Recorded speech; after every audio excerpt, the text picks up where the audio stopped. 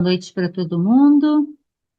Hoje é a nossa nona reunião sobre a Cruz de Luz.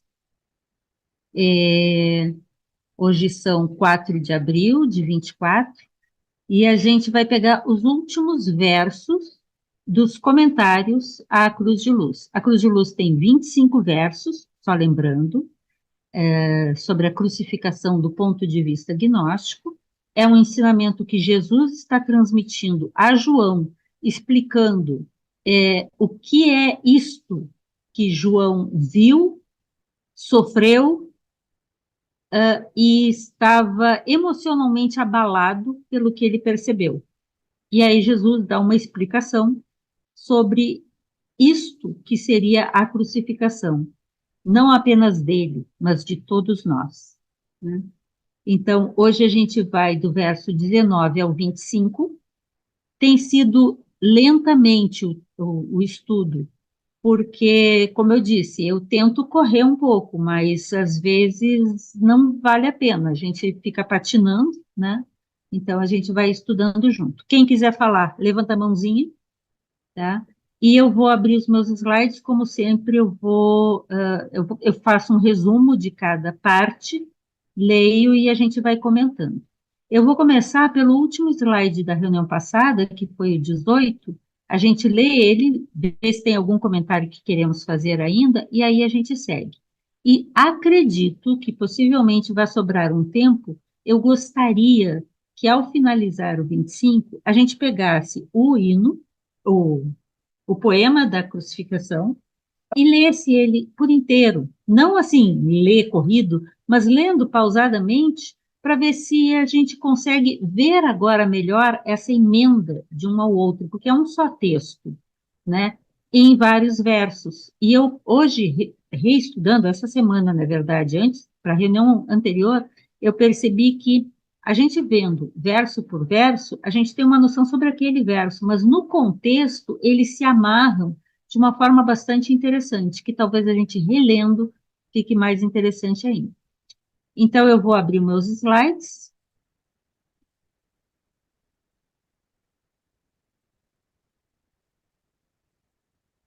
Opa! Que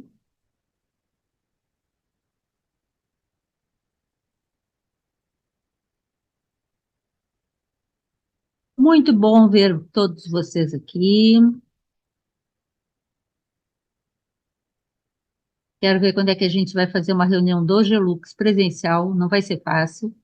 Cada um mora num canto, tem gente até de fora do Brasil, então, mas a gente vai tentando.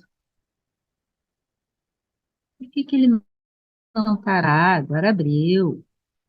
Muito bem, cortinas abertas. Foi no verso 18 que nós paramos na reunião passada. Ué, peraí que o meu... Vocês pularam aqui. Pronto, agora deu. Ele vem, Jesus, supostamente, vem explicando para João. Jesus vem explicando para João o mistério da paixão, o mistério da crucificação, e o último que nós vimos na quinta passada foi o 18, que diz: Nada, pois, das coisas que eles dirão de mim, ele se referindo ao que será dito acerca daquela experiência, daquele momento, daquela situação que ocorreu,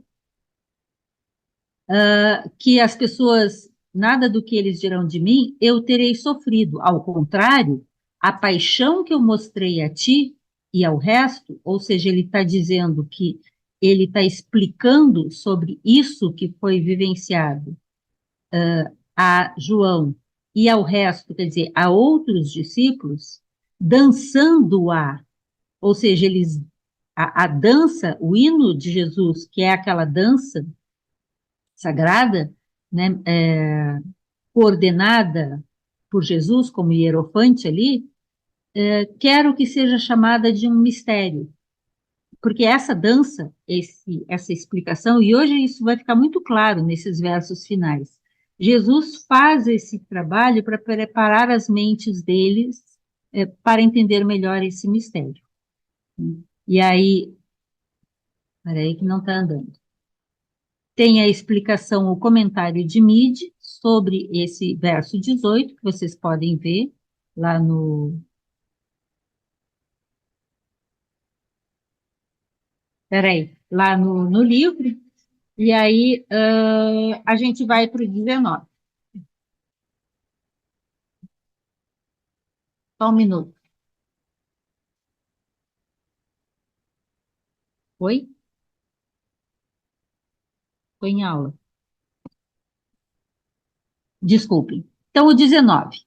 O que és, tu vês. Isto eu mostrei a ti. Então, Jesus, como hierofante, está explicando ao seu discípulo João que o que ele, Jesus, como seu mestre, está explicando a ele, está mostrando a ele. E isso aparece no hino no hino de Jesus. Mas o que eu sou, isto somente eu sei, e ninguém mais. Somente o mestre sabe quem ele de fato é, e ninguém mais. E ele, claramente, no hino de Jesus, ele está dizendo a João: você tem que entender isso, para também tornar-se um mestre, você tornar-se um mestre. Diz o Mide, sinteticamente, a história exterior, aquilo que estava sendo visto, centrava-se em uma crise dramática da morte numa cruz fixa, estacionária. Um símbolo morto e um símbolo de morte. Mas o rito real, o rito interior, era o de um movimento, de uma dança, um símbolo vivo, um símbolo de vida. E isso Jesus estava mostrando ao seu discípulo. Como vimos, diz Mide, ele foi feito, esse mistério, na dança, por participar nela. Ele, Jesus. Assim que de modo que poderia conhecer o mistério do sofrimento num momento dessa grande experiência. Quem ali estava participando, lembra, tem uma frase que diz assim: pois quem não dança não sabe o que está acontecendo. O mistério do sofrimento num momento de grande experiência. Vocês vão ver que a palavra sofrimento, a ideia de sofrimento, vai aparecer em todos esses versos finais aqui bastante, o que nos reporta o que a gente viu no hino de Jesus. Ele viu isso e nisso se transformou, o que foi mostrado a ele em ação, naquela ação, daquele movimento circular, todos envolvidos e todos vivenciando este hino. João havia visto tristeza e sofrimento, João reclama disso. Mas o cessar do sofrimento só poderia advir quando ele, Jesus, ele, João, conseguisse compreender tristeza e alegria, sofrimento e bem-aventurança, simultaneamente. Esses pares de opostos como um único caminho. E aquele mistério, apenas o Cristo o conhecia. Eu vou andar mais um, tá? Daí a gente comenta. O que então é meu, permite-me que o guarde, Jesus dizendo. Mas o que é teu, vê isso através de mim. Eu disse que não é possível me ver como realmente sou. Vocês não podem me compreender, eu como mestre, eu como Cristo desperto, como realmente sou, a não ser que vocês alcancem esse estado. Mas apenas o que és capaz de dar-te conta, por ser meu parente. Ou, outra opção de tradução, por ser da mesma raça, da mesma estirpe, do mesmo conjunto de seres que estão em busca deste caminho. Porque és ou buscas ser um filho do Cristo, um filho do Pai. E nesse sentido, é meu parente, é meu irmão. Né? E o comentário que o Mide traz diz o seguinte: o discípulo primeiro deve ver o sofrimento do homem, não o seu próprio, o sofrimento do outro homem, e não o seu próprio. Mas, pelos olhos de seu mestre, compreender o sofrimento que o corpo homem, o homem Jesus, passou. Primeiro, só vislumbrará o mistério intelectualmente, racionalmente. Ele ainda não vai perceber isso internamente, interiormente. Quando compreender isso, então haverá bem-aventurança de verdade, pois estará começando a se tornar ele próprio, João, no caso, um mestre. O mestre é quem? O mestre é o conquistador da aflição, no sentido de aquele que conquista, aquele que não mais sofre a aflição. Mas por compreendê-la dentro desta noção da natureza dos opostos e da intensidade disso. A consumação, segundo estaria na boca de Jesus, é alcançar o entendimento de que essas oposições, são inseparáveis e que a verdadeira solução do mistério é o poder de experienciá-las ambas, simultaneamente. Esse último comentário do Mead me lembrou muito aquele livro A Gnoses de Jung, que o Stephen Holler apresenta os 7 Sermões aos Mortos, e, segundo as explicações que ele dá, que Jung traz os comentários, essa vivência, essa experiência da dualidade não dual é o verdadeiro caminho, ou seja, budisticamente falando, Madhyamika, onde você está no caminho, que é o caminho do meio, mas não porque seja metade de um lado e metade do outro, mas porque não existe essa polaridade. Essa polaridade é necessária, inclusive vai aparecer essa discussão, para que se perceba e exista a manifestação.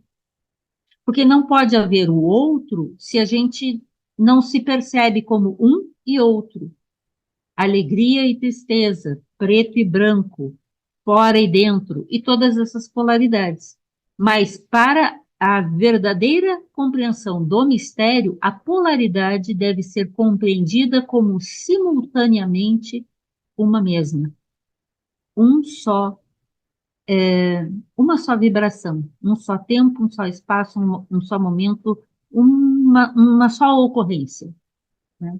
E isso me chamou muita atenção, até porque também na tradição budista, nas práticas tântricas avançadas da meditação budista, existe 4 etapas do Tantra, e essas 4 etapas, sendo as 3 primeiras de construção da condição de veste, construção da condição de estar naquela prática, e a 4ª etapa, que é o Tantra superior, né?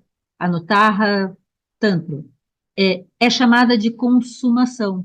E a consumação é exatamente esse processo que vem crescendo com a construção para chegar neste momento, a construção do corpo de luz capaz de alcançar a consumação com aquilo que é representado por uma deidade que representa, na verdade, uma força universal, né? Então, a deidade da compaixão, por exemplo, a consumação com a compaixão é essa percepção da não separatividade entre o sofrimento e a bem-aventurança, sendo, portanto, o resultado disso um estado de plena compaixão. Só para dar um exemplo, né? Existem várias situações ali, mas que não é o nosso caso. Então, vendo esses 2 versos, o 19 e o 20, o que vocês têm para comentar do 19 e do 20? Lembrando, o 19 fala sobre que Jesus está mostrando que uma coisa é ver enquanto discípulo, outra coisa é ver quando se torna um mestre, porque só o mestre sabe aquilo que ele verdadeiramente é, e que isso foi feito dentro da dança, a partir do movimento da dança, da simbologia desse movimento, e Jesus fala disso durante o hino de Jesus, e esse 20 agora que fala então dessa consumação, dessa vivência dos opostos como um só elemento, uma só força, e isso seria alcançar o mistério. Essa é uma leitura que eu estou fazendo, e gostaria dos seus comentários, das suas opiniões, o que que vocês refletiram acerca disso. Algo para comentar? Não é uma linguagem com a qual a gente está acostumado, mas uma das ideias do Gelux é exatamente isso, a gente, aos poucos, ir se familiarizando com algumas abordagens do gnosticismo. Algumas abordagens em termos de linguagem, de terminologia, de interpretação, de simbologia, de vivências interiores, né? Porque há certamente em diferentes tradições, diferentes leituras. Márcia, abre o teu microfone. Ok. Boa Deu. noite a todos. Comecei, né? Então, eu estava relendo esse trecho agora e eu vi algumas coisas que, assim, que me fizeram sentido, que foi a natureza humana em comparação com a natureza do mestre. O Isso. mestre não tem uma natureza humana, né? Então, ele pode juntar todas as coisas numa só. Essa foi uma coisa que eu percebi. É, o caminho do meio que você... Deixa eu aproveitar a Hum, tua fala. Essa ah, natureza humana que em nós, ainda não muito avançados no caminho, não sei vocês, né? Estou falando por mim, uhum. a gente identifica essas diferenças entre uma Ah, condição bem, bem. mais feminina do que masculina, uma condição de mais apego ou menos apego, uma condição de mais tristeza ou mais alegria, são características onde a gente vai se ajustando, se ajeitando. Enquanto eu concordo com você, ele insiste aqui que a condição de um mestre não é jogada por esses polos, não é jogado por esse Exato. par de opostos. É, é, é isso.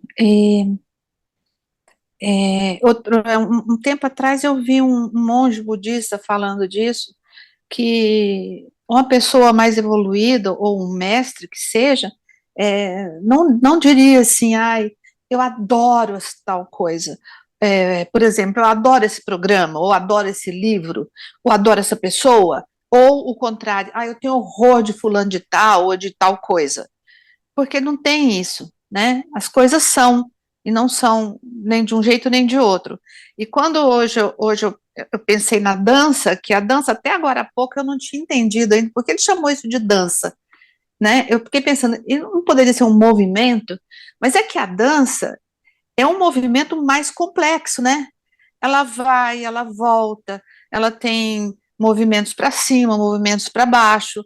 Talvez eu fiquei pensando que essa dança se refira aos nossos estados de mente, que não é uma coisa pacificada, né? Não é uma coisa estável, é uma coisa que está toda hora subindo e descendo e se modificando, né? E que o mestre não precisa disso mais, né? O mestre, ele são coisas agora eu volto nas paixões, são coisas das paixões humanas, né? E essa coisa de sentir a bem-aventurança durante um sofrimento, é, a gente ouve algumas pessoas mais, mais estudiosas, mais espiritualizadas falarem isso, né?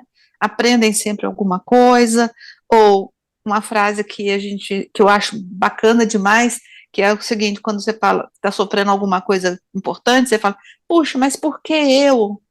E alguém pode dizer, e por que não você, né? Todos estamos aqui na mesma condição. Então, eu acho que o meu olhar é por aí, Jane.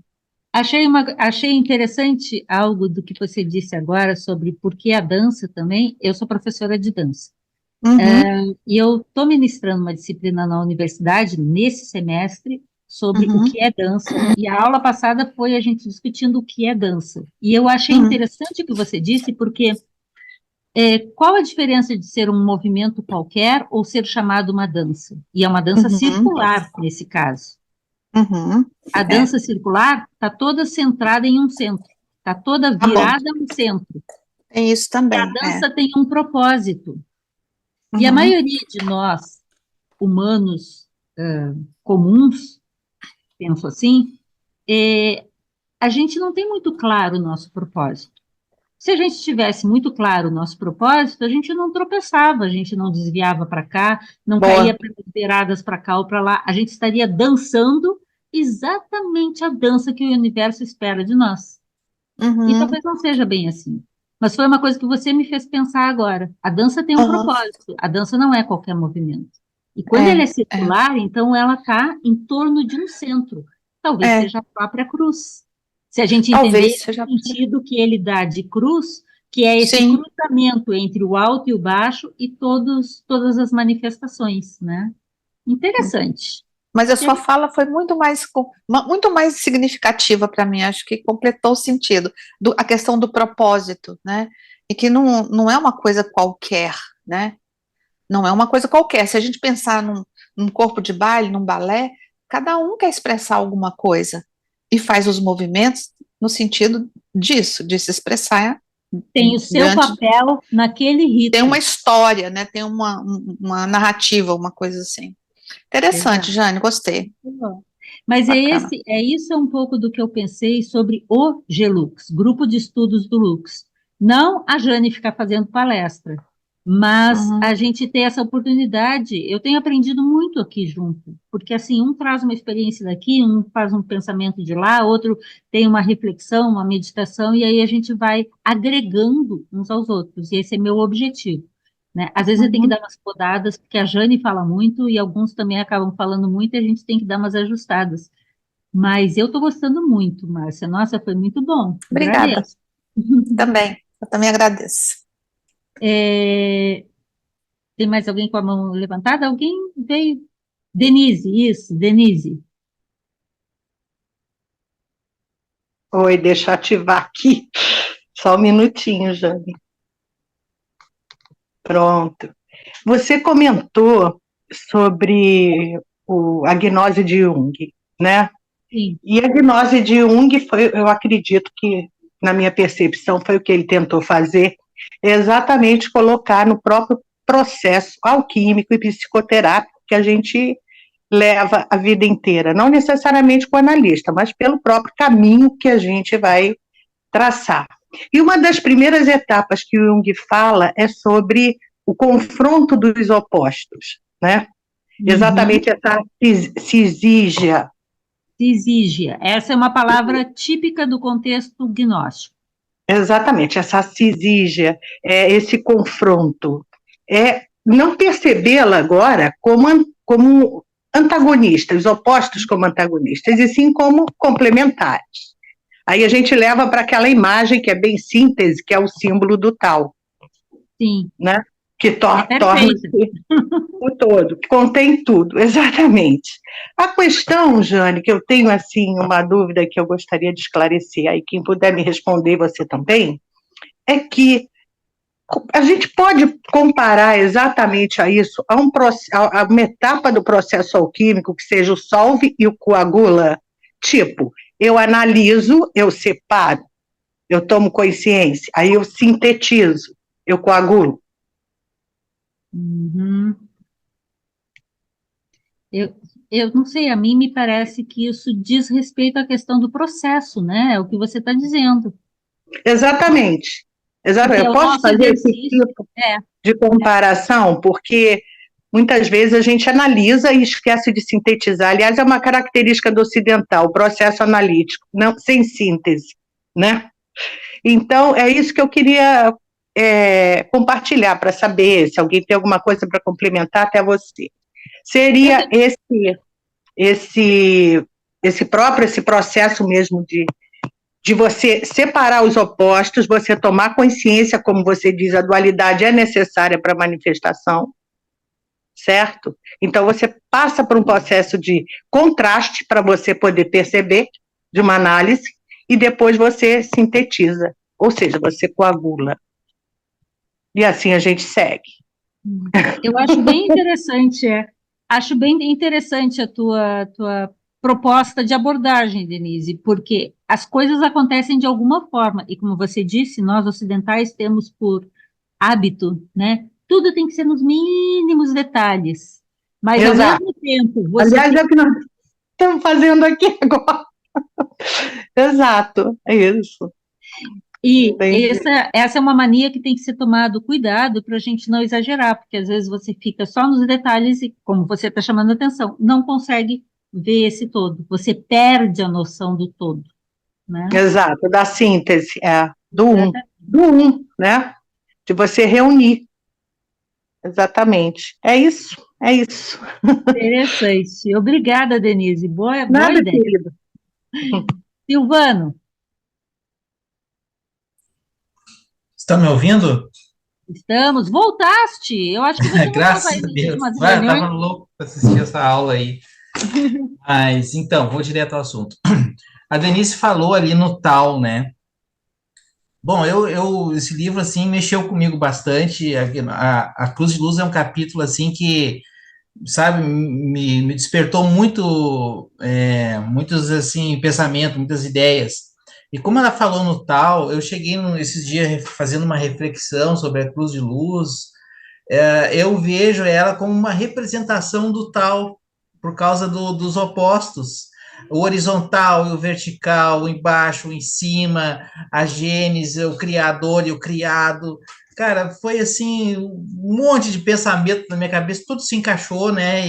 E a gente está Uhum. sempre estudando o gnosticismo, o cristianismo, daqui a pouco a gente olha um pouquinho lá para o oriental, né? Para a questão do tal, essa cultura, né? Então eu vejo assim como está interligado, como umas coisas se complementam, e é só esse comentário assim que eu queria fazer, que eu acho a cruz de luz para mim ela é um símbolo muito poderoso e ela sintetiza o pensamento gnóstico se a gente poder ter essa base que a gente está tendo aqui nos estudos do gnosticismo, né? Dos textos que a gente Uhum. está lendo, tá tudo ali na cruz de luz ali. E não tem nada a ver com a cruz de Cristo, não tem nada a ver com a cruz que a gente está acostumado a ver, assim, não é a mesma O mensagem. padecimento. Então, eu até estou muito empolgada, vou passar a palavra, porque senão eu vou fazer uma palestra aqui, né? Não, É deixa eu isso aí. aproveitar um detalhe que você traz, porque a mim também reflete assim. Eu gostei muito de reestudar a cruz, porque para mim também foi ficando um pouco mais claro, e eu tenho essa mesma sensação. Olhando a cruz aqui, ó, que está no slide, inclusive, a cruz sempre me dá uma noção de movimento, de giro. E aí tem tudo a ver com isso que você falou, o alto e o baixo, o direito e o esquerdo. E o gnosticismo, nos textos, tecnicamente falando, ele lida muito com isso, com o alto e baixo, direita e esquerda, né? Como esses pares de opostos que se reúnem no centro, né? E aí volta essa linguagem que a Denise estava falando agora, que é da alquimia, que por sinal o Jung vai usar muito, né? Da coagulação e da análise, do juntar, reunir e afastar, e que vai dar nesse símbolo dessa rotação que o Tao muito claramente nos traz.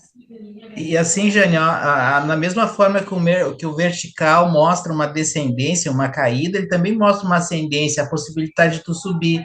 E o horizontal, ele abre os braços, ele irradia, né, também, ao mesmo Em tempo que todas ele as separa. direções. E ao Perfeito. mesmo tempo que ele está separando o que é verdadeiro do que não é, né, do que é original, do que é imagem, do que é cópia. Pô, mas dá para fazer muita reflexão aí. Beleza. Legal. Bem-vindo de volta. Fala, Diego. Tudo bem? Estão me ouvindo? Estamos?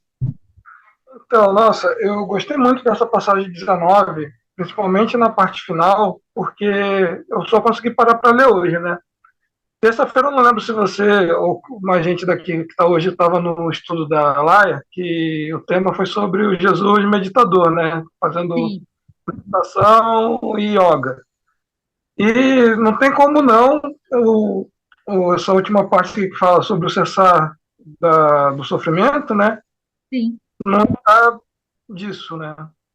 Da você assimilar que transcender, né, a dualidade, né, essa separatividade do que é bom, do que é ruim, que a gente também já tinha comentado na reunião passada, né, e pegando um gancho do que eu não lembro agora se foi a Denise ou se foi o colega anterior que falou, né, que, não, acho que foi você que falou sobre o propósito, né, que a gente sofre porque acaba não tendo propósito, né, e me lembra muito também a frase estoica, né, do Marco Aurélio, que ele fala assim, que tudo que a gente deseja conquistar ou conseguir, né, a gente já teria conseguido se a gente não insistisse em andar fazendo rodeios, né? A esmo, sim. Aham. A via torta e fazendo rodeios. Se a gente focasse, eu quero isso, tá bom, o que eu preciso para isso, né? E não desviasse dos objetivos, do foco, né? Do propósito, evitaria muito sofrimento, né? No sentido nem transcendental, mas no sentido do dia a dia, né? É o que eu penso. Vou deixar a palavra para os colegas. Não precisa ser tão etéreo e transcendental, não, é bem concreto mesmo, vamos partir bem do concreto, porque sim, no concreto a gente vê essas questões. Você me lembrou uma passagem que eu sempre acho, assim, para mim, ela foi muito importante, de um instrutor bem conhecido, e que ele fala, ele participa de um grupo onde a questão do karma é muito discutida, e ele xinga as pessoas ali, dizendo, se vocês realmente acreditassem em karma, vocês não viviam do jeito que vivem. Então, a gente diz que tem um propósito, que sim, mas a gente não estuda, não sabe, não. Eu não estou cobrando nada de ninguém, né? Porque eu também não sou exemplo para ninguém. Mas depois que eu li isso, eu fui estudar mais sobre o karma, porque para mim é evidente. E, aliás, eu realmente gosto muito de estudar sobre o karma, porque karma é ação. E tudo que eu sou hoje é resultado do que eu fiz, primeira linha do Dhammapada, do que eu fiz e prepara o que eu serei.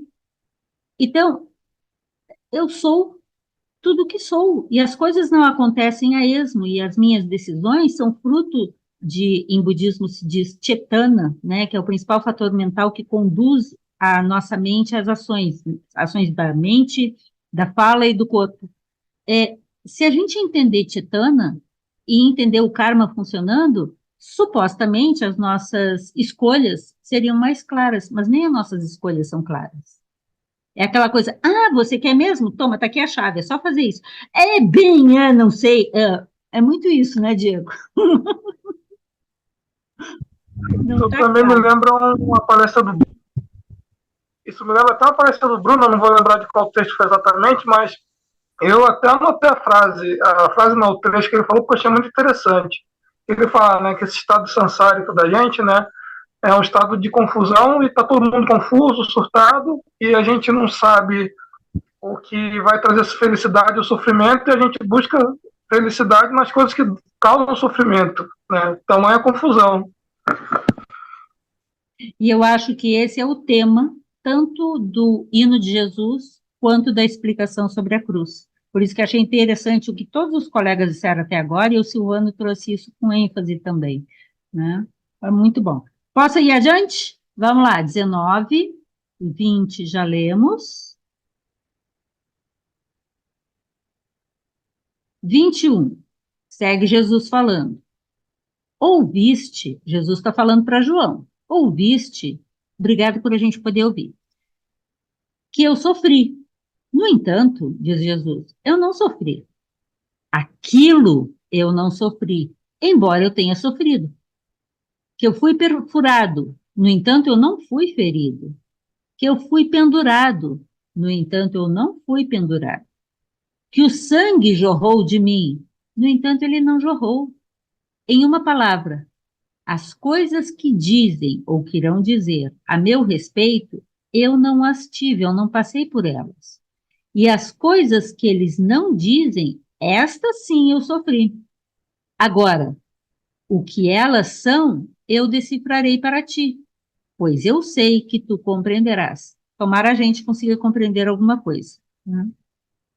Então, ele está negando a natureza física desses acontecimentos.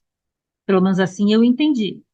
E não necessariamente ele está negando que fisicamente isso tenha acontecido. No entanto, ele, no estado de Cristo, não a sofreu. Ele diz na outra parte do texto, né, que, quando me derrubaram, né, quando eu fui, aspas, morto, eu saí, porque não faz sentido ficar sofrendo aquilo fisicamente, não é essa a questão. Agora, tudo isso que representa a crucificação, sim, aconteceu com ele foi crucificado, mas não crucificado no pau de madeira, mas crucificado como Logos que se inseriu no mundo e conscientemente está fazendo o caminho de retorno. Pelo menos assim, perto disso, eu fui entendendo. Comentário do MID, resumo. Aqueles que olham apenas para um lado do quadro da vida, veem em um espelho escuro, ou seja, não veem nada. Podemos ver em nossa consciência imperfeita apenas o lado inferior, o aspecto inferior disso, ou seja, a mistura de fios enrolados, a confusão que está na tentativa nossa de compreender o processo. Os nós e os terminais. Não podemos ver, contudo, o modelo que existe simultaneamente com o inferior, que está na mesma ideia do verso anterior. Os pares de opostos são simultaneamente manifestos. Então, tem o inferior e o superior simultaneamente manifestos. O Cristo, o estado de Cristo, vê ambos os lados simultaneamente. E assim, compreende. Vou passar mais um.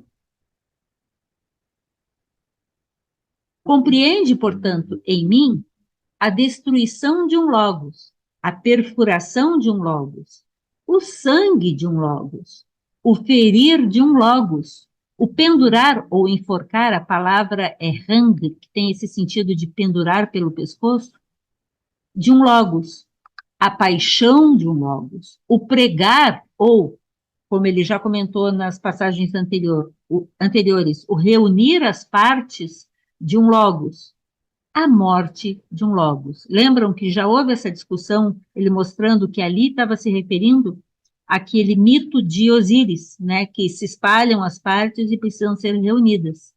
São pregadas, reunidas, são juntadas, né? A morte de um logos. E o Mide traz os seguintes comentários. O termo que o nosso escritor gnóstico escolhe para descrever esse grau de ser não é Cristo, mas Logos. Então, ele está usando a palavra Logos no original ao qual o MID tem acesso, e não a palavra Cristo. Mas para nós, para MID, Cristo está sendo representado pelo termo grego Logos. Esta razão, e aí ele coloca a razão por causa da tradição do iluminismo, né, que traduz logos como razão, não é a faculdade de raciocinar do homem que o condiciona a uma dualidade. Então, não é a razão nesse sentido do iluminismo. É uma mônada divina, como razão pura. Não gosto do termo, mas como está lá, nesse sentido de que é uma tradução para o que é o logos, ou aquela que pode conter todos os opostos num único. Ela é ou como mônada, que contém tudo em si mesma. Volto a sugerir a gnose de Jung, os 7 sermões aos mortos. Eu acho que dá muitos elementos para a gente entender isso. É chamada o verbo, porque é o imediato e inteligível pronunciamento de Deus. Então, aqui, Nietzsche está trazendo uma sugestão de por que nas tradições cristãs tradicionais, né, o Logos, no princípio era o Logos, e o Logos estava com Deus, né, é traduzido como verbo, porque é aquele sopro inicial, aquela primeira pronunciamento, como ele diz, né, de Deus, a primeira expressão de colocar algo em movimento, e falar é colocar algo em movimento, né. Paro aqui novamente. Depois a gente vê o 23, o 24 e o 25. Algum comentário?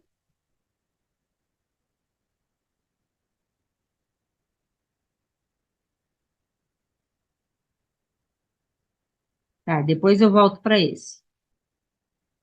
Alguém quer comentar alguma coisa? Do 21 e 22? Quer comentar, Silvano? Quero sim. Ah, essa dualidade que ele fala ali, ó, que ele diz assim, eu não fui perfurado, eu não fui crucificado, tudo isso aí. Depois, lá adiante, ele diz assim, o Logos é que foi, né? O Logos é que foi perfurado, o Logos é que foi... Então, eu acho, como eu já falei antes, que a cruz de luz, ela é o símbolo, é o resumo, a conclusão do gnosticismo. Mas isso só tem efeito se tu consegue colocar em prática na vida real, né? E para colocar em prática, no caso ali, se nós fôssemos o João, né? O que nós diríamos para os discípulos? Olha, nós não vamos lamentar a morte física do mestre. Nós não temos que lamentar toda a dor que o corpo físico sofreu. Nós temos que lamentar a morte, seria do gnosticismo, do logos, da ideia, né? Da filosofia, Esse do ponto de vista. pronunciamento do divino que veio por meio de um mestre que alcançou o estado de Cristo e que foi cortada a sua fala. Exato, o espírito, né? O espírito, o próprio gnosticismo, a personificação do gnosticismo. E se nós ficar aqui sentado numa pedra, lamentando a morte de Jesus, nós vamos esquecer o significado real que é essa transcendência, essa espiritualidade, essa né? A transcendência para o Logos. Então nós temos que voltar a pensar no Logos, que o Logos está vivo, o Logos não morreu, né? O Logos ele está em nós temos que motivar isso aí e seguir em frente com o gnosticismo, como foi pregado por Jesus, por Cristo, né? Então, eu acho que é isso que ele quer dizer, no momento que ele diz, eu não fui, mas foi, né? Essa dualidade aí. E por isso que Jesus ficou tão...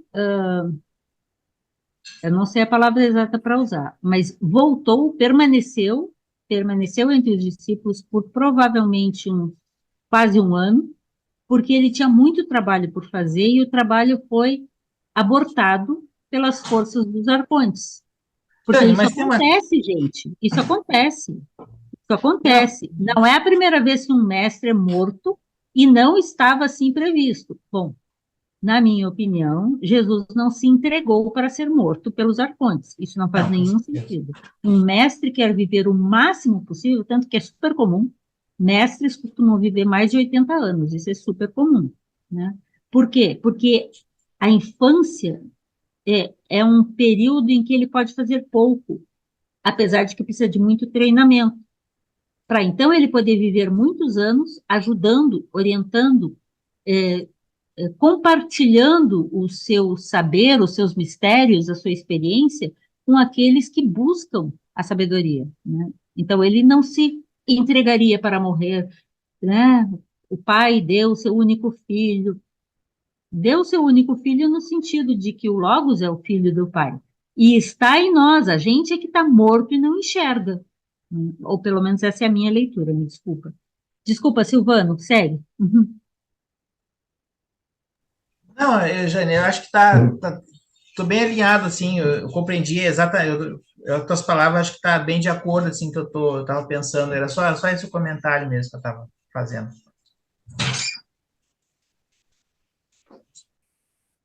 Aqui. Bom, eu vou adiante, que a gente ainda tem 23. E assim, eu falo separando o homem. Quer dizer, eu estou separando a questão do homem. Primeiro, então, compreende o Logos, e então compreenderás o Senhor. E apenas em terceiro lugar, o homem e o que ele sofreu. Primeiro tem o Logos. Lembra que, para mim, o Senhor aqui tem aquele sentido de o Salvador, que ele comentou alguns versos para trás. O Salvador é aquele que é o homem despertando para o Logos em condições de ensinar, mas ainda não pleno.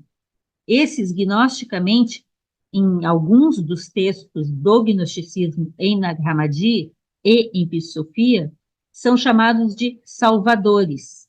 O salvador é aquele que já está altamente avançado no caminho, mas ainda não é pleno, não é um Cristo, mas está na condição de Salvador. E Jesus, antes da sua consumação como Cristo, o despertar do Logos em si, ele é chamado Salvador.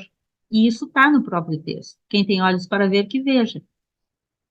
Garanto que é assim? Não, essa é a leitura, a interpretação que eu faço de acordo com o que eu tive a oportunidade de entender até agora. Espero não esteja muito longe do que é. E o Mid faz o seguinte comentário: este é o primeiro mistério que o homem deve aprender a entender. Então, estará capacitado a entender Deus como unidade, porque tem esses três aspectos. E somente no fim chegará a compreender o mistério maior de todos, o homem pessoa, a coisa que cada um de nós é agora. Ou seja, o que somos? Deus na multiplicidade. E por quê existe o sofrimento? Eu acho que o budismo fala disso também, a primeira nobre verdade, dukkha, o sofrimento existe.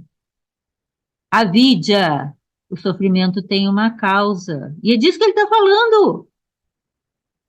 Nirodha, o sofrimento pode ser cessado. E esqueci o nome do quarto, que é a senda, né, o caminho para a cessação o óctuplo caminho para a cessação do sofrimento, que tem a ver com o que a Laia apresentou na terça-feira sobre há uma relação muito próxima entre o óctuplo caminho e os Yoga Sutras de Patanjali nessa questão deste caminho. E aí eu escrevi para não esquecer, primeira nova verdade, que está no hino de Jesus. Até alguém, na reunião passada, chamou a atenção disso de novo. A questão do sofrimento, diz Jesus no hino de Jesus, né? Para João, se tivesses sabido o que é o sofrimento, terias o poder de não sofrer. Conhece, pois, o sofrimento, e assim terás o poder de não sofrer. Parece as quatro novas verdades. Se você conhece isso, você tem a arma para se libertar do sofrimento. Achei muito interessante.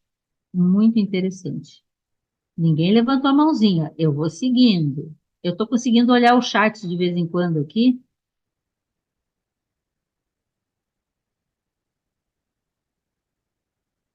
Vamos! Ah, foi. E tendo dito estas coisas a mim, e outras que eu não sei dizer como ele mesmo o teria feito, porque tem uma parte que o João não entende, ou que ele até entende, mas não sabe como repassar, ou entende que não é para ser repassado.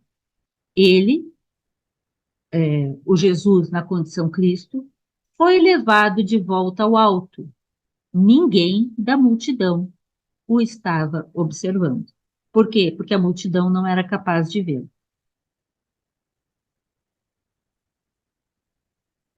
Com isso, diz o Mid, o escritor rompe, sabendo plenamente como é difícil explicar, na língua humana, as ideias vivas que nele nasceram. Porque tem muita... o poeta, né, o São João da Cruz, não é possível explicar aquilo que só a alma sente, e não é possível dizer em palavras.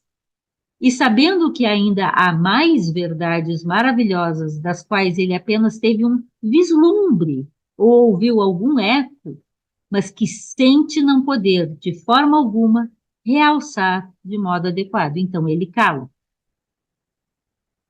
E assim, ele nos conta que o Senhor foi levado para cima, invisível às multidões.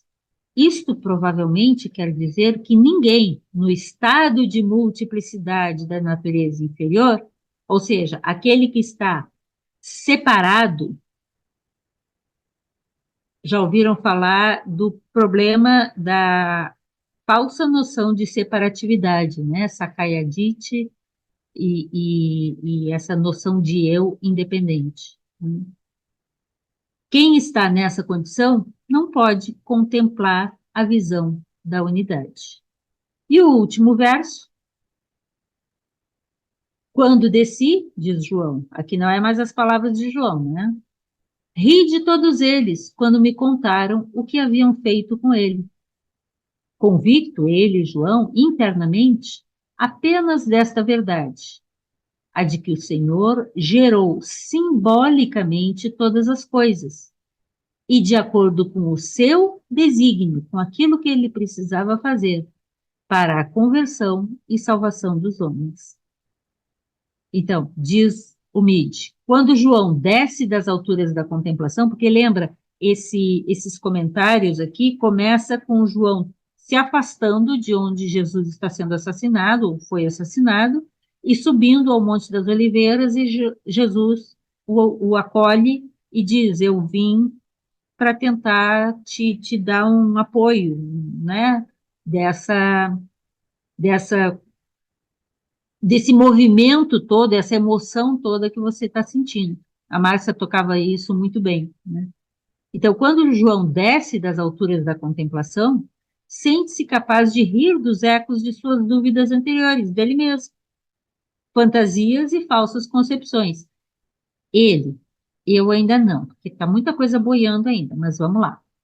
Percebe o poder maravilhoso da linguagem simbólica viva e natural que se subentende nas palavras da narrativa mistério, que revela a história que nos foi contada do Cristo na Escritura. Opa,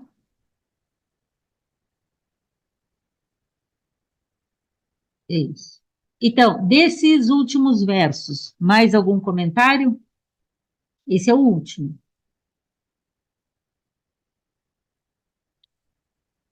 Se não tiver mais nenhum comentário, eu ia convidar vocês para a gente fazer uma leitura dos 25 versos, assim, são só 3 páginas.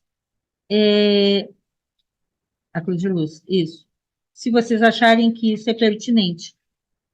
Para a gente ir vendo essa sequência, agora que a gente viu cada um desses versos e possíveis interpretações para o que está dito ali.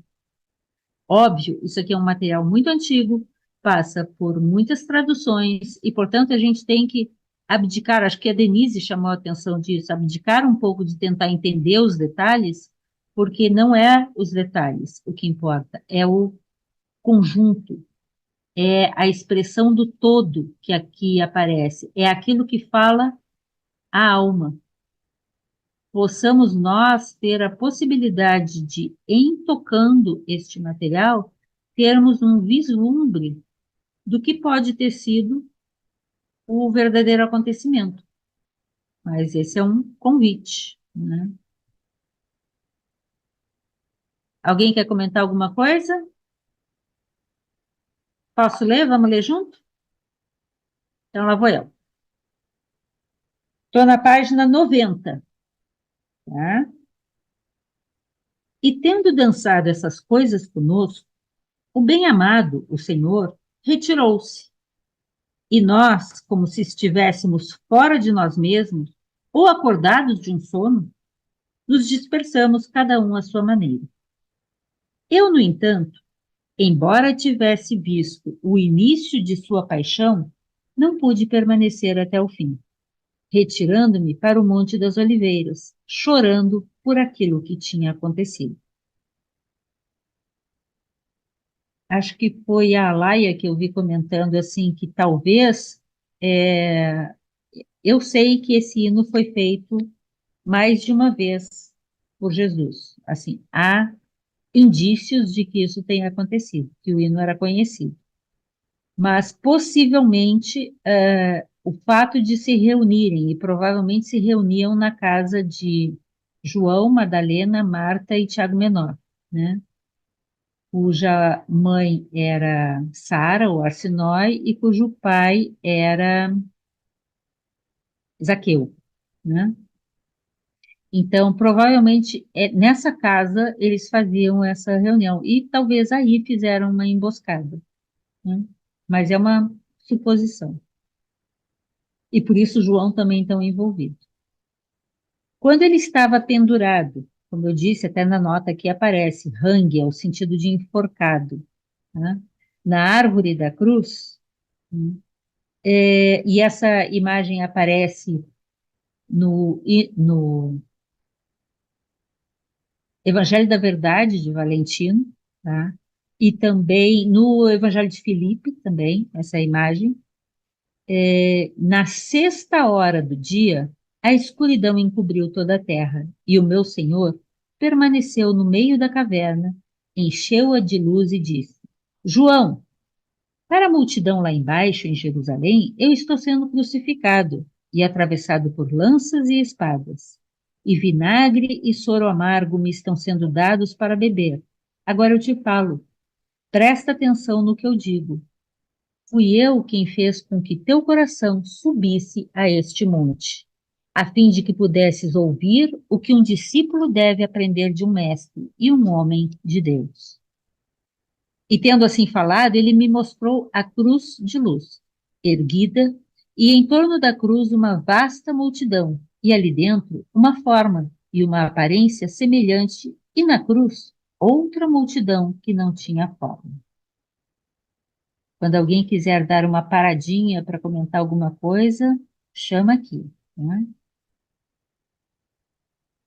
E eu contemplei o próprio Senhor acima da cruz. No entanto, ele não tinha forma. Era apenas como se fosse uma voz. Mas não esta voz a que estamos acostumados, mas de uma espécie própria e beneficente, e verdadeiramente de Deus, dizendo-me, verdadeiramente divina, né? João, aquele que precisa deve ouvir estas coisas de mim, porque eu anseio por alguém que ouça.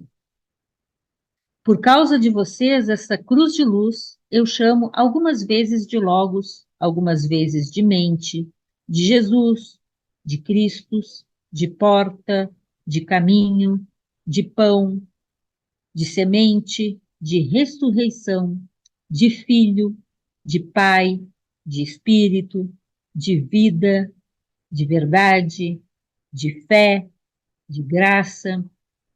Agora, essas coisas são assim chamadas no que se refere aos homens, à linguagem dos homens. Mas para aquilo que é em verdade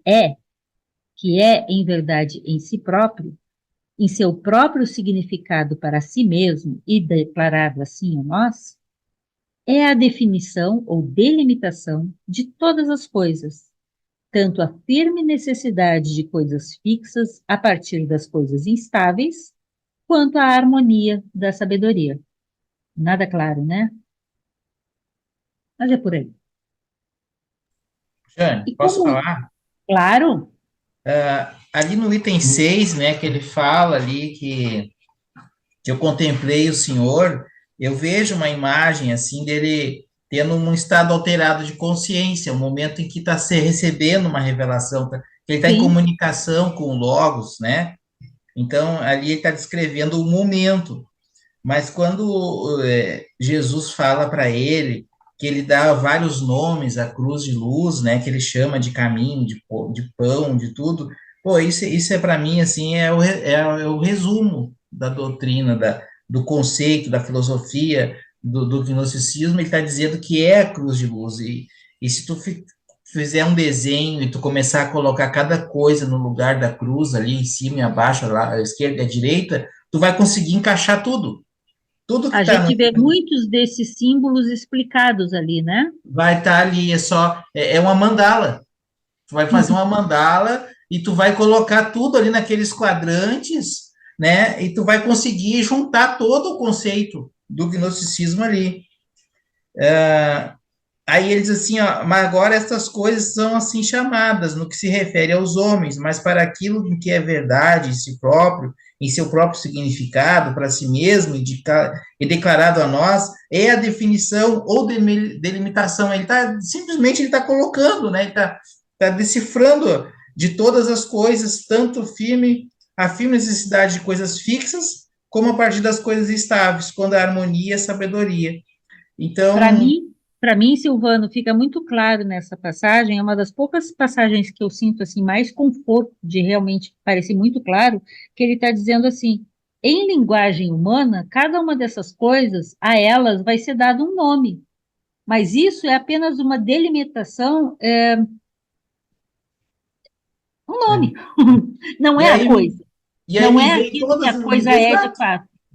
me vem todas as parábolas dele, sabe? Quando ele fala a porta estreita, né? Eu sou o caminho, a verdade e a O luz. semeador, Tudo se encaixa. Então ele está dizendo, olha, eu falei por palavras, agora estou mostrando para vocês a realidade. Então, Jane, eu acho assim, ó, ao mesmo tempo, às vezes, ao mesmo tempo que confunde, mas se tu olhar assim com a mente mais aberta, né, trazendo o que a gente aprendeu nesses estudos aí, a gente vai ter uma clareza melhor, né, um entendimento melhor do texto. Eu acho que tá, para mim tá ótimo, viu, cara?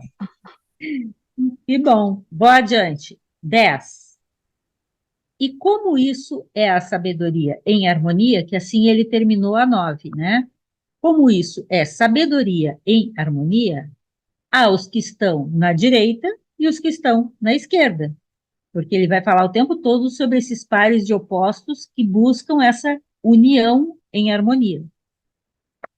Poderes, autoridades, principados, bem como arcontes, energias, ameaças, poderes da ira, calúnias, e a raiz inferior da qual se originam as coisas na Gênese. Ou seja, para a Gênese da multiplicidade, há forças necessárias para que se criem essas polaridades, porque senão a própria manifestação não seria possível.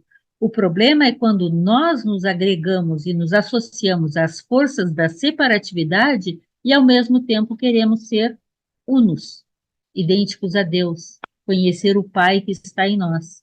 Na, é, é, com a nossa consciência focada na separatividade, isso se torna, eu não sei se eu posso dizer impossível, mas não é o caminho, com certeza.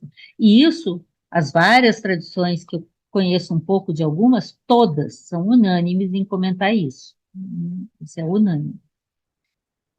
E ele segue na 11. Esta, pois, é a cruz pela qual o Logos tem sido o meio de cruz iluminar, eu adorei essa palavra, cruz iluminar todas as coisas, ao mesmo tempo separando as coisas que procedem da Gênese e as que estão abaixo dela, e as que estão abaixo dela, das que estão acima, e também compactando todas elas em uma só. Porque, como disse o Silvano, na cruz, ali está tudo: o alto e o baixo, o direito e a esquerda. Mas essa não é a cruz de madeira que tu verás quando daqui desceres. Então, isso tem a ver com esse estado alterado de consciência que o Silvano estava falando. O João está num estado de profunda meditação, de profunda contemplação, tanto que no final isso é colocado, né? Um estado que ele tem capacidade de alcançar e que Jesus diz: eu te trouxe até aqui. Nem sou eu aquele que está sobre a cruz.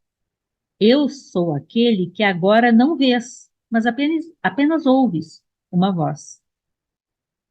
Quando a gente chegar no apócrifo de João, vocês vão ver algo muito semelhante a essa conversa aqui. Eu fui detido, segue Jesus, para ser o que não sou. Ou seja, ele foi segurado, né? Foi detido para ser o que não sou, não sendo o que fui para muitos outros. Porém, eles me chamarão de qualquer outra coisa, abjeta e indigna de mim.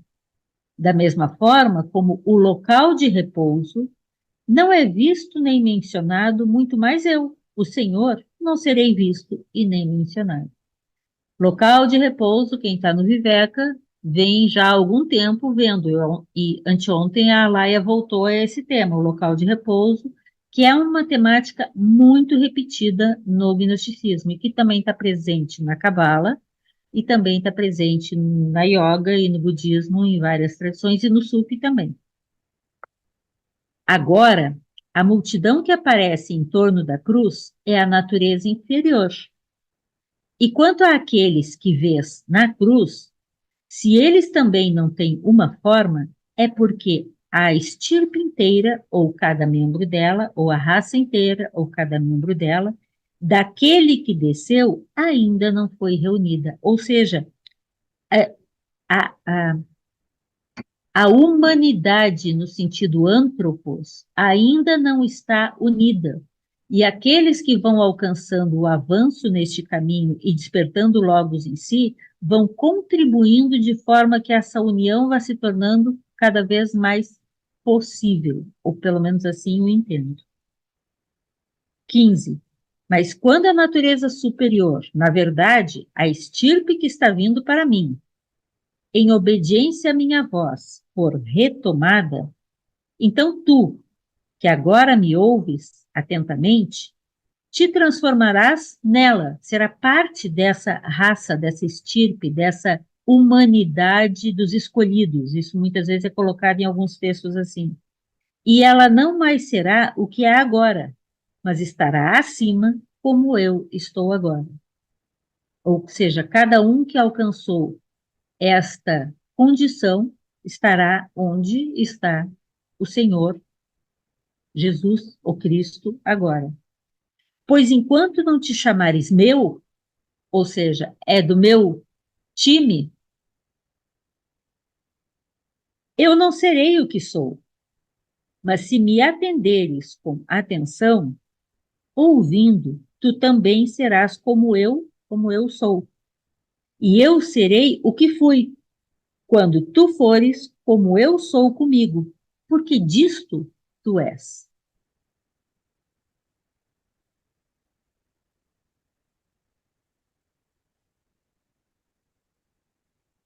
Não presta atenção, então, aos muitos, e naqueles que estão sem o mistério. Pensa pouco neles. Saiba que eu estou inteiramente com o Pai, e o Pai está comigo.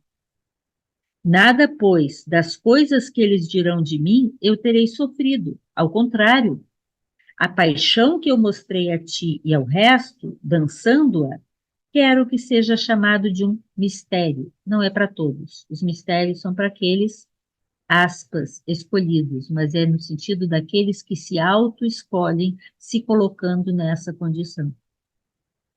O que és, tu vês. Isto mostrei a ti. Mas o que sou, isto somente eu sei, e ninguém mais. O que então é meu, permite-me que o guarde, mas o que é teu, vê através de mim. Eu disse que não é possível me ver como realmente sou, mas apenas o que és capaz de dar-te conta, por ser meu parente ou da mesma raça, da mesma estirpe. Tu ouviste que eu sofri, no entanto eu não sofri. Aquilo eu não sofri, embora tenha sofrido. Que eu fui perfurado, no entanto não fui ferido. Que eu fui pendurado, no entanto eu não fui pendurado. Que o sangue jorrou de mim, no entanto ele não jorrou. Em uma palavra, as coisas que dizem ao meu respeito, eu não as tive. E as coisas que eles não dizem, estas sim eu sofri.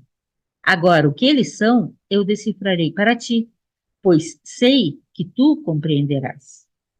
Compreende, portanto, em mim a destruição de um logos, a perfuração de um logos, o sangue de um logos, o ferir de um logos, o pendurar ou enforcar de um logos, a paixão de um logos, o pregar ou reunir as partes de um logos, a morte de um logos. E assim, eu falo separando o homem. Primeiro, então, compreende o logos. Então compreenderás o Senhor, e apenas em terceiro lugar, o homem e o que ele sofreu.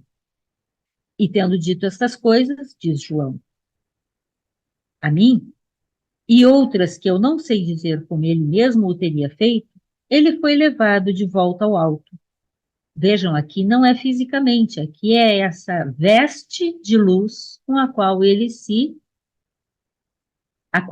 utiliza para conseguir entrar em contato com aqueles que sobem ao alto e se aproximam dele.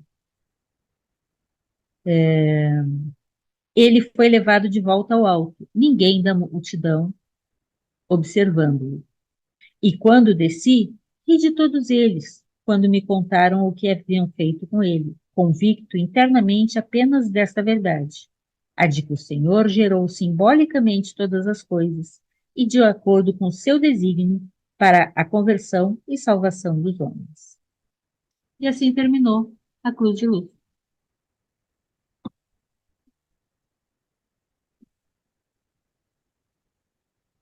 Algum comentário? Ou é melhor silenciar?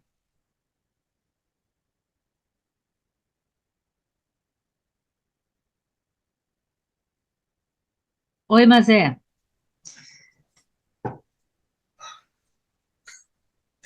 Deixa eu respirar.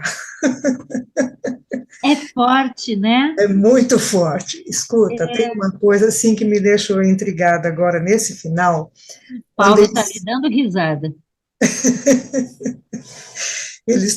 quando ele sobe, portanto, né, tem essa visão, e isso, ao que me parece, é logo após a morte do homem, né?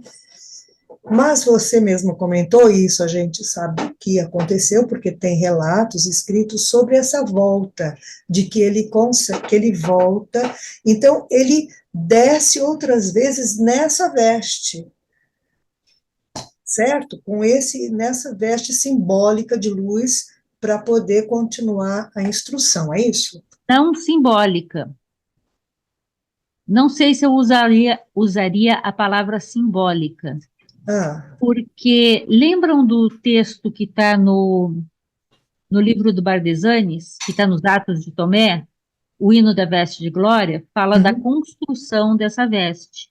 Na tradição budista, tem a geração da veste nirmanakaya, que todo o budista avançado está, por meio dos seus atos, igual está no hino da veste de glória, tecendo. Lembra que eu falei de Chetana, esse estado mental específico que gera as nossas ações e a energia para a tessitura dessa veste? Então, na experiência, penso assim, na experiência de vida do homem Jesus, com tudo que ele já tinha acumulado de vivências e experiências, com a sua energia mais interna, ele foi capaz de, enquanto esse, vivo, a gente tem repetido isso muito, a ressurreição é encontrada em vida. Não adianta morrer para se tornar ressurrecto. Morreu? Morreu. Tem que voltar aqui para gerar a veste. Então, enquanto vivo, Jesus gera essa veste. E quando ele é morto, ele já tinha se apropriado dessa condição, que eu diria não é simbólica, porque ela não é, eu não a conheço, né? Mas do que eu tenho lido, e ela aparece no budismo, ela aparece no cristianismo, ela aparece no sufismo, ela é uma condição de manifestação. Mani, no maniqueísmo, também fala disso. É uma condição de manifestação daqueles que têm elevada estatura. E bota elevada nisso, né? Elevada quando a gente fala dualmente, né? Mas essa condição mais interna, mais intensa, essa proximidade com o Pai, com o Logos, etc. Então, não é uma veste simbólica, mas é uma veste sutil. É uma manifestação não material, de certa forma perceptível, mas apenas para aqueles que têm olhos para ver. uhum, Desculpa, é assim, é que eu acho que isso é um ponto importante. sim, A gente não pensar que seja uma coisa assim, só na cabeça do João. A mim parece, pela quantidade de referências em diferentes tradições que tenha esta expressão, que não tem nada a ver com as vestes dos espíritos no espiritismo. Não tem a ver com a manifestação espírita tradicional. Não, tem a ver com a manifestação dos Mahatmas, de fato, numa condição não física, mas também não apenas cascão, não apenas emocional, não apenas duplo etérico, né? Que é o que no Tantra budista, e não só no Tantra budista, os praticantes, e por isso tem que ser bastante avançado, é, estão nesse processo de construção dessa veste. Bom, fechei o parênteses, desculpa, mas segue. Não, não, era isso que eu fiquei também intrigada, porque como ele descreve aqui essa subida e tal, né, e como a gente sabe que há relatos e documentos que relatam esse retorno para continuar o Isso. ensinamento, então me fiquei assim, como será que se deu esse contato, essa forma, né, como foi esse processo? Mas eu achei ótima essa leitura final, porque, como alguém falou aí de sintetizar e coagular, é importante, eu acho muito importante a leitura anterior que a gente faz, depois.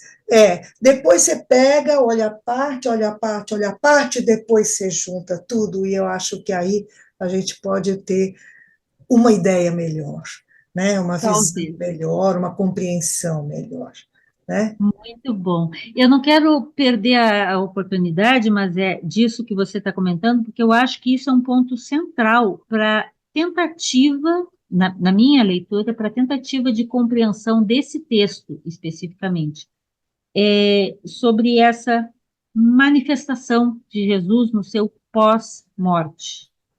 Ele não é capaz de assim se manifestar apenas porque já está morto, mas ele é capaz de assim se Sim. manifestar porque ele já passou pela Câmara Nupcial e já é um ressurrecto, que já tem constituída essa condição de no budismo, Nirmanakaya, É. né? Essa é a leitura que eu Ah, faço. tá. Então, só uma coisa assim que me deixa às vezes um pouco angustiada, porque eu ainda estou no lado de cá e do lado de lá, é como a humanidade demora, né? Meu Deus, isso foi há 2000 anos. Senhor, quanto tempo vai levar? É porque a gente não sabe muito bem para onde está indo. Então, assim, o Lux e os grupos paralelos que a gente tem tentam, de acordo com os recursos que a gente acha que tem, né, tentar ajudar um pouco para dar ideias, possibilidades, releituras de textos considerados de valor, para a gente tentar alcançar alguma coisa melhor. Agora, o caminho é de cada um. Ninguém salva ninguém. Se assim fosse, Jesus teria nos salvado. Quer dizer, eu espero que vocês não acreditem que ele morreu na cruz para nos salvar, né? Mas tem um monte de gente que acredita, viu? E por isso não precisam fazer mais Não nada, precisa né? fazer Jesus mais já nada. morreu por nós, pronto, tô livre. Essa parte não é comigo, não tenho responsabilidade. Isso é sério. Para mim, isso é um problema, né? Isso é Porque sério. tira a responsabilidade dos sujeitos. Eu só É, quero lembrar, então, dentro desse ponto que a Mazé trouxe, que eu não vou falar de nenhum texto esotérico, difícil acesso, eu vou falar da Bíblia, Novo Testamento, Atos dos Apóstolos, versículo 1, 3. Ainda a eles, os discípulos, apresentou-se vivo depois de sua paixão, com muitas provas incontestáveis. Durante 40 dias apareceu-lhes e lhes falou do que concerne ao reino de Deus. Eu estou lendo a Bíblia, gente, o Novo Testamento, Atos dos Apóstolos 1, 3. Tá? E não é um texto confiável. É um texto, na minha opinião, eu já li o Atos várias vezes, porque eu acho que tem muita coisa interessante e muita coisa que dá para identificar que é enxerto, porque historicamente não faz sentido. Ele é composto por 3 materiais, né? O diário do Lucas, essa parte inicial, que é ainda daquele mesmo contexto dos textos de Nag Hammadi, dos discípulos mesmo, e uma parte de adaptação para o contexto que os não tão santos que estavam construindo a igreja precisavam colocar na boca de Paulo e quer dizer, é uma confusão aquilo ali, porque tem muita coisa que não encaixa, né? Não encaixa, mas deixa para lá. Mas muito bom teu comentário, mas e sim, você pegou isso. Eu queria reler exatamente para a gente ir juntando, assim, e sentindo a coisa rodar. Valeuzão. Paulo,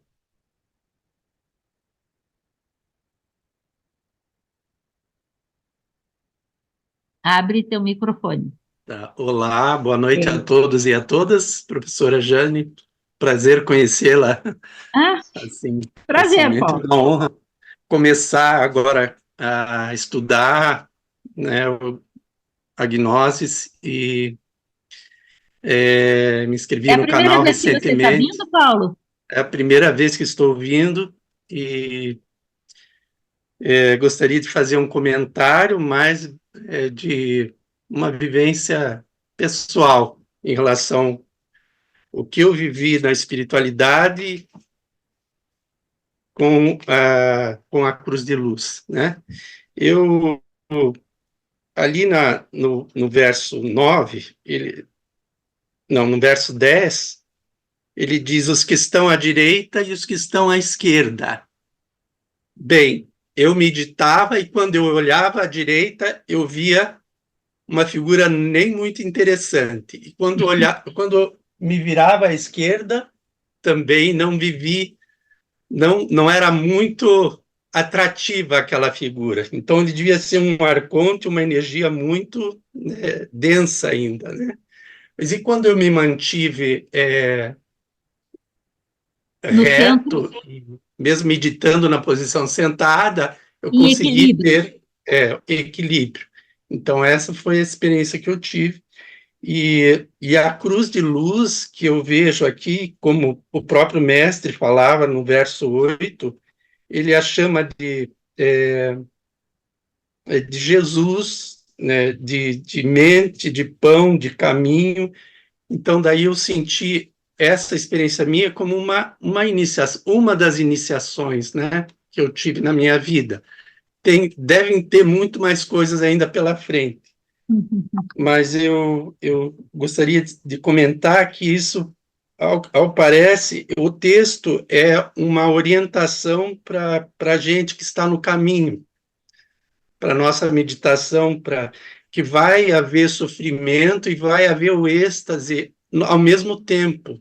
E a gente vai ter essa experiência de êxtase, de muito choro, de muita lágrima e êxtase juntos, sim.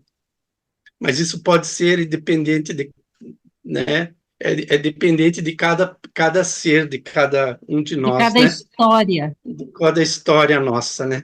Isso. Pode estar no caminho do yoga ou do budismo, enfim. Só queria comentar isso Tem vários e caminhos, né? me Deixa sinto eu muito aproveitar a tua honrado. fala. Oi? Muito, muito legal, Paulo, o que você está falando, e deixa eu aproveitar a tua fala para fazer uma pergunta aqui para todos. Sim. Vocês também não sentiram, porque para mim, mas eu estou muito influenciada pela minha própria história de vida, né? Mas para vocês também não pareceu a descrição da cruz de luz uma coisa muito próxima do ensinamento das quatro novas verdades de Siddhartha e também muito próxima do ensinamento de Shankara sobre desvelar a Atma em si e perceber que ele é idêntico a Brahman e, portanto, nós somos Brahman, ou seja, filhos do Pai, né? E assim, da mesma forma, com outras tradições, a própria árvore da vida, né, com as sefiras, é,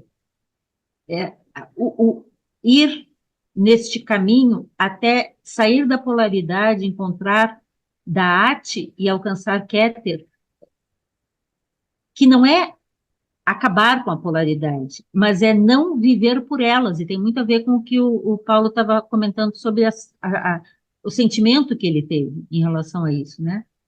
Encontrar esse caminho sem negar a existência das polaridades, mas não sendo levado por um ou por outro lado.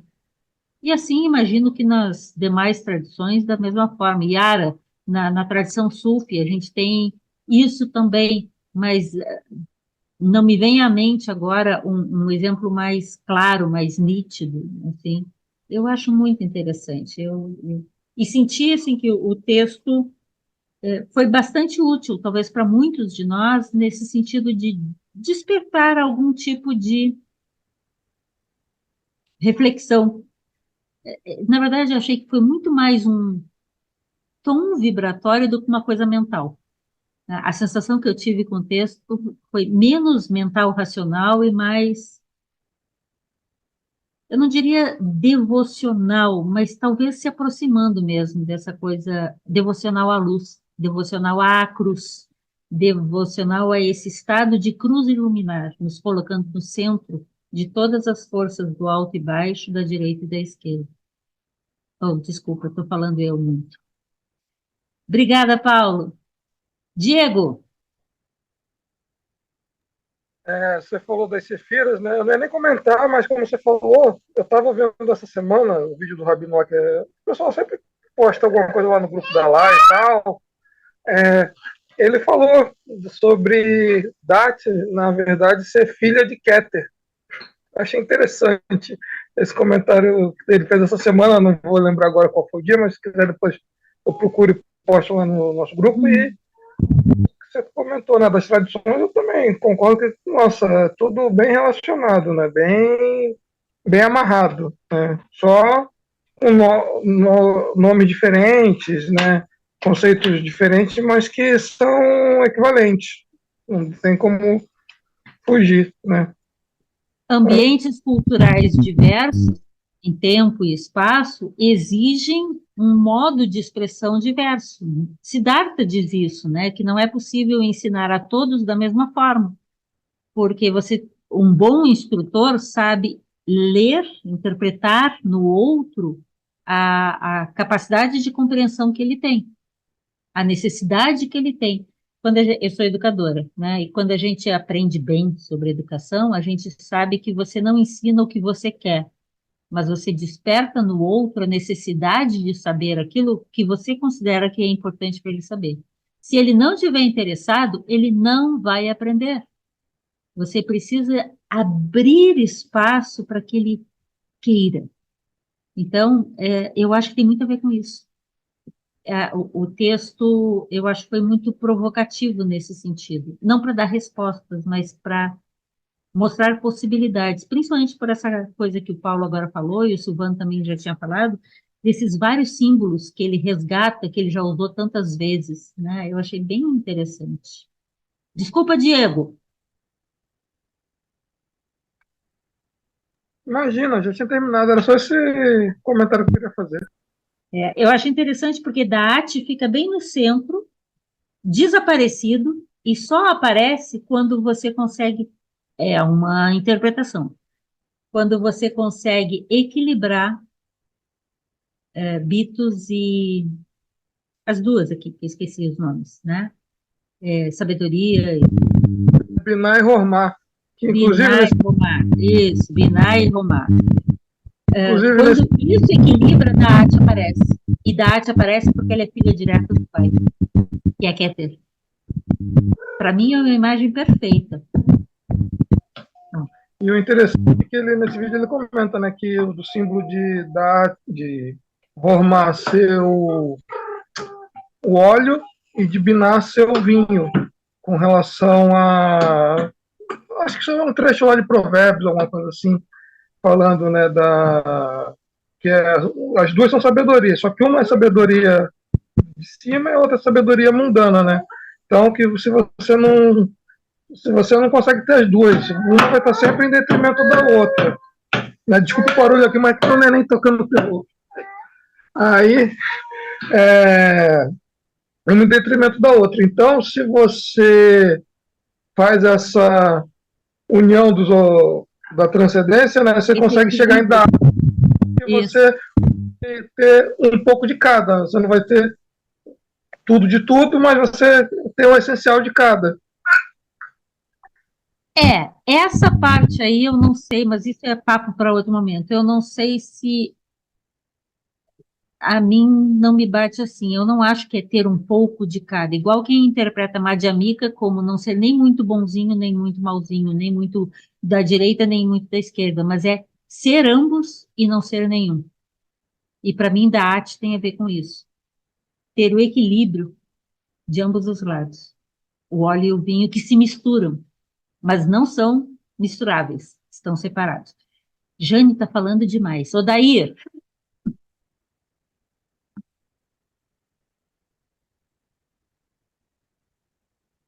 Enquanto o Odair fala, eu vou Esqueci pedir de para ligar vocês o... só mais uns minutinhos, Sim.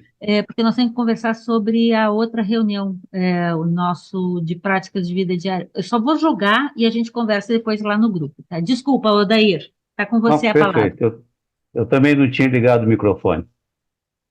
A cruz de luz, para mim, ela ficou muito bem nítida e explicada quando a gente olha para o Pit Sofia, onde nós temos ali a cruz, na sua parte inferior, mostrando toda a parte dos arcontes, o mal em si, a parte superior, digamos, o pleroma, né, de luz, e a mescla, a parte horizontal, onde convive o bem e o mal, que somos nós, nesse mundo que nós estamos vivendo. Sim. E, indo adiante, nós podemos ver também que esse acesso que teve ao Cristo, no Evangelho de Madalena, é chamado de nous. O próprio Jung chama isso, e aí vai. Então, isso aí me deixou muito claro. E eu queria fazer um comentário sobre Dati, porque essa Sefirot, ela aparece e desaparece. Nem todas as árvores da vida, ela é mostrada. Por quê? Ela só aparece quando você uniu o conhecimento de Harmar, que é sabedoria, com Binar, que é o conhecimento. E se você não tiver o entendimento do conhecimento e dessa sabedoria, você não vai a lugar nenhum. Mas, ao mesmo tempo, da arte ela tem um outro significado. Se você virar ela ao contrário, você não vai para a luz. Você vai cair na parte negativa, das trevas. Esse é um problema seríssimo de lidar com a arte. Da arte seria Sofia Ashmore? Sim. Tá, Ótimo. segundo o Sefer Yetzirah, tá? Porque Sim, é sim, ali que a gente sai das Sefirot e cada que ele sim. for. Caímos no mal. É você usar o conhecimento que nós temos aqui do lado contrário. Seria o lado negro da força. E ela é muito instável porque ela está exatamente numa situação de muito sutil equilíbrio entre o alto e o baixo, a direita e a Exato, esquerda. exato. O fio da navalha. Pisou de lado, Perfeito. você se arrebenta. Olha aí, ó, Silvano, bem no meio. Perfeito. Gente, foi muito bom. Muito obrigada, Odair. Nós ainda temos mais um capítulo que eu tinha esquecido, que tem mais um, que o MIDI faz um pós-escrito sobre a Cruz de Luz, da página 124 a 130. E são comentários mais gerais, em que ele associa com outras tradições, com outros simbolismos, com outras terminologias, ele fala de batismo, ele fala sobre o posicionamento das mãos, ele cita várias passagens do Novo Testamento e de outros textos, mas é um comentário mais geral. Então, eu acho que a gente vai aproveitar bastante, são só poucas páginas, 7 páginas, né? Então, fica isso para dia 11, e para o dia seguinte, para a reunião seguinte, aí, cadê? Me perdi aqui. E para a reunião seguinte, então, nós teríamos o nosso dia de práticas de vida diária. Para quem não sabe, eu sempre sugiro, mais ou menos a cada 2 meses, a gente fazer uma reunião sobre práticas de vida diária em que questões vinculadas às nossas práticas do dia a dia, também a gente considere nessa questão de como esses ensinamentos se coadunam ou não com a vida que a gente vai levando, porque tem que ter sentido, tem que ter relação, senão não faz muito sentido, certo? Então, eu trouxe aqui a proposta da sequência. Então, na próxima reunião agora, a gente veria os comentários aos comentários ao pós-escrito, não, o pós-escrito com comentários sobre a Cruz de Luz, da 124 a 130, e no dia 25 de abril, a gente faria uma discussão sobre práticas de vida diária. A colega Ana Paula, que hoje não pôde vir porque estava com outro compromisso, ela sugeriu que a gente falasse sobre as práticas de yoga, que pode ser uma opção. E eu trouxe aqui algumas outras ideias, né, que a gente também poderia avaliar. O que vocês acham, né? Falar sobre a questão do poder da água, ou a hidratação e o uso da água, sobre longevidade, sobre sustentabilidade e o planeta, né, preservação ambiental, ou sobre educação, a influência da educação.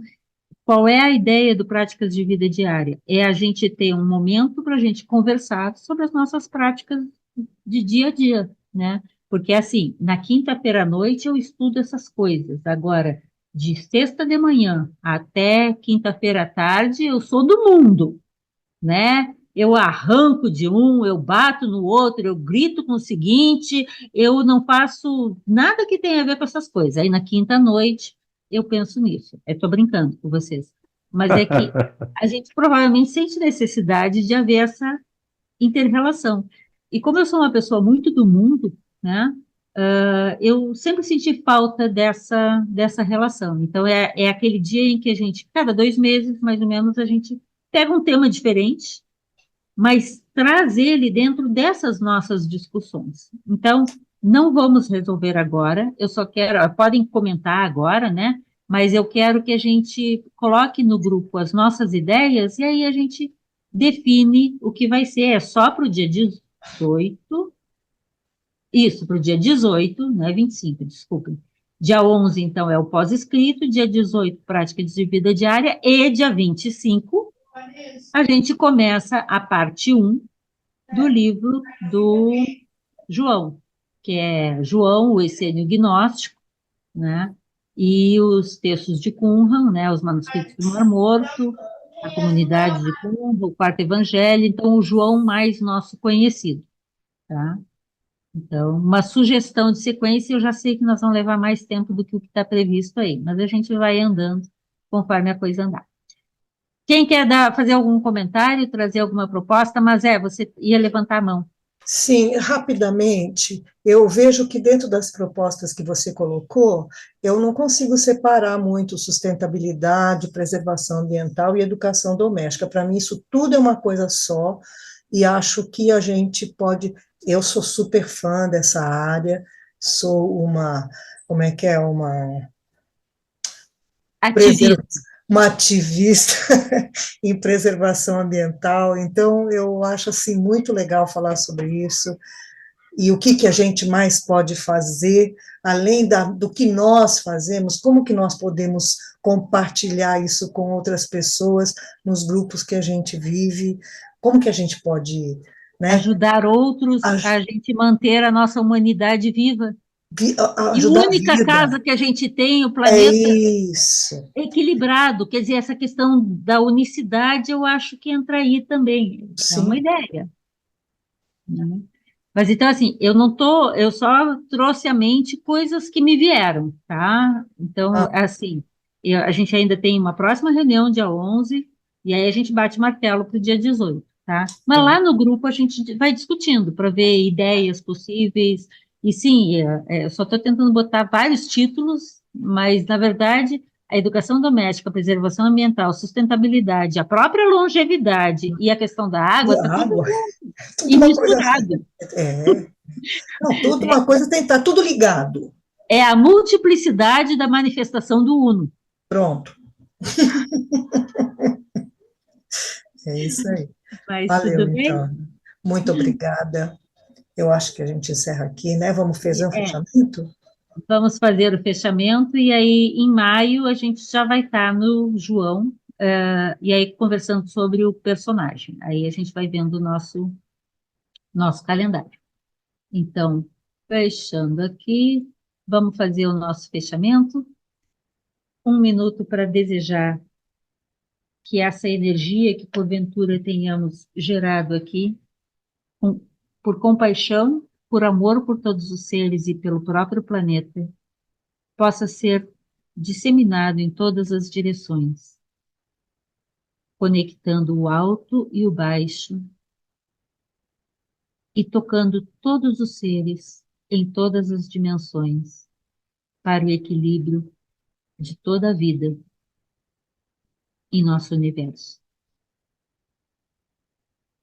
Que a paz esteja com todos e com cada um de nós. E que o poder do Cristo Logos se manifeste.